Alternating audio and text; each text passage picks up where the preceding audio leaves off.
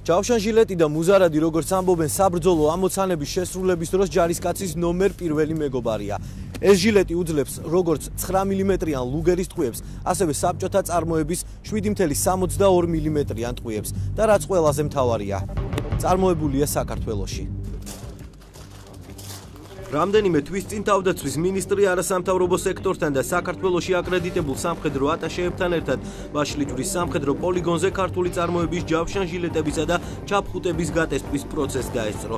ჯავშანჟილეტებისა და ჩაფხუტების მიმართულებით სპეცდანიშნულების მებრძოლებმა რამდენიმე კალიბრის ტყვია ისროლეს. ტესტი წარმატებული აღმოჩნდა. ეროვნულ პროდუქციაზე მუშაობა კი ამ ფაქტამდე დიდი ხნით ადრე კონკრეტული სამეცნიერო ექსპერიმენტით დაიწყო.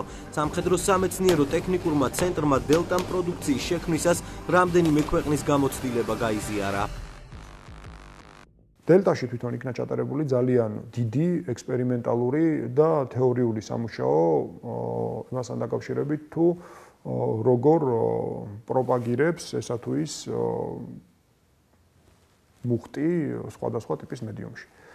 ზუსტად ეს სამეცნიერო სამუშაო დაედო საფუძვლად იმას, რაც დღეს ჩვენი ჯავშანჟილეტი და ჯავშანჩაფხუტია. ჯავშანჩაფხუტის წარმოების ტექნოლოგია არის სრულად საქართველოში შექმნილი და დამუშავებული, მათ შორის ჩარხებიც საქართველოში არის დამზადებული, ჩარხდანადგარებიც, რომელზეც მზადდება ეს ჩაფხუტები არის საქართველოში შექმნილი. ამით დელტა ცდილობს, ანუ ჩვენ ასე ვთქვათ, სტრატეგიულად გვაქვს აღებული მიმართულება, რომ ჩარხმშენებლობა და ჩარხის რემონტი, მათი აღდგენა ადგილობრივად მოვახდინოთ, იმიტომ რომ ესეც ფაქტიურად ერთ-ერთი სტრატეგიული რესურსი არის ქვეყნის დამოუკიდებლობის თვალსაზრისით, ვთქვათ, იგივე სამხედრო საინჟინრო მიმართულებით. საჯარისო, საპოლიციო, სპეცდანიშნულების და სამოქალაქო დელტა ზემოთ ჩამოთვლილი ყველა ტიპის ჯავშანჟილეტის წარმოება შეუძლია. საქართველოშია დამზადებული ის ჩარხდანადგარები და აგრეგატები, რომლითაც ჯავშანჟილეტები და მუზარადები დამზადდა. ქართული წარმოების პროდუქტი უცხოურ ანალოგებთან შედარებით ბევრად მსუბუქი და კომპაქტურია. ჯავშანჩაფხუტი შექმნილია კომპოზიციური მასალების გამოყენებით და მისი მასა 1,3 კილოგრამამდეა.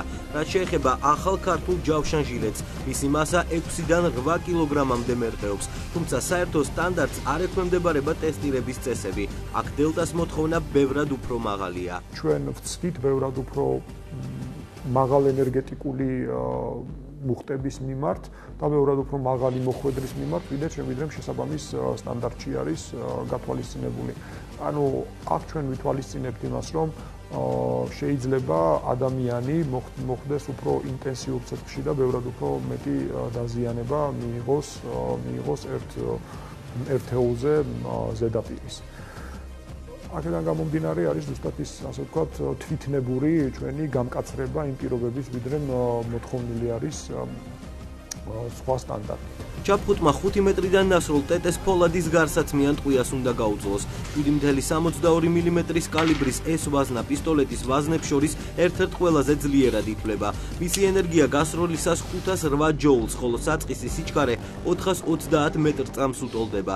ჩვენ დახურულ ტილში მზამასალის შემოწმება გადავწყვიტეთ. მებრძოლი ჟილეტის და ჩაფხუტის მიმართულებით ცეცხლს 5 მეტრიდან, ჩეზე 75 ტიპის პისტოლეტიდან ხსნის. 6 ტყუის გასროლის შემდეგ ჟილეტსა და ჩაფხუტს ქვემოთ დაზიანების კრატერი იმდენად მინიმალურია, რომ განხილვადაც არ ღირს. Ვილი ნაწილი გათვლილია დააკავოს ყველა სახის პოლპისტოლეტური ან რევოლვერის ტიპის ტყვიები, მათ შორის ყველაზე ძლიერი, რომელიც არის ტეტეს ტყვია, მოგეხსენებათ, ეს არის 7,62-25. რაც შეეხება მძიმე ნაწილს, რომელიც იდება ჯიბეში, წარმოდგენილია ფილის სახით, ეს არის ნიჯის სტანდარტის მე-4, ამერიკული სტანდარტის, ხოლო ნატო სტანდარტის 29-20, რაც ითვალისწინებს ერთ-ერთი ყველაზე ძლიერი ტყვის SVD-ს ჯავშანგამტარი ტყვისგან დაცვას. დგება ყველაზე რთული გამოცდის დრო. ჟილეტმა, რომელშიც ნიჯის სტანდარტის მე-4 კატეგორიის ფილაა მოთავსებული დრაგუნოვის სნაიპერული შაშხანიდან ნასროლ 7,62 მმ-ის ჯავშანგამტან ვაზნას უნდა გაუძლოს. ბრძანების შემდეგ ჯავშან ჟილეტის მიმართულებით ორ ჯავშანგამტან ტყვიას ვისვრით. რეზულტატი წარმატებულია. ტყვიამ ფილის გახდა ვერ მოახერხა. თქვენ თვითონ ნახეთ გამოცდებზე ესროლეთ, აი აქ SVD-ს ჯავშანგამტარი ტყვია, რომელიც მოხდა ორად აქ ამ ადგილზე, აქ დანარჩენები არის ჩეზიდან ასრული და თქვენ თვითონ შეგიძლიათ შეაფასოთ კრატერი, გამტონობა და ასე შემდეგ. საერთოდ ნოლის ზემოქმედება ადამიანზე. როგორც დელტაში აცხადებენ, მათ აქვთ რესურსი ჟილეტებისა და ჩაფხუტების მასიური წარმოების. მთავარი საკითხი ახლა ისაა, თუ როდის ჩაანაცვლებს ქართულ ძალოვან უწყებებში საბჭოთა და დასავლური დაცვის სისტემებს ქართული.